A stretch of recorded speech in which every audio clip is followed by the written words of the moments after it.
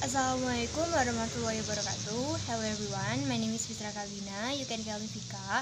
I'm from Paris University. I will tell you about illustration and design. Illustration explain an idea or tell a story or purpose pictured in varying and inspiring text with visual. I can be done both manually with hand drawing and digital with some software is involved in. Drawing are one of the most widely used style of illustration, whether it's a pencil drawing, watercolor drawing, even color drawing. You can see some illustration most and magazine books, poster, education material, and playing.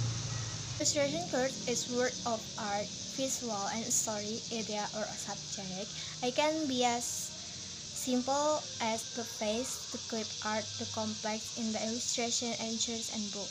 An illustration can be reality and efforts with and the of friends and subjects. Thanks for watching. Wassalamualaikum warahmatullahi wabarakatuh.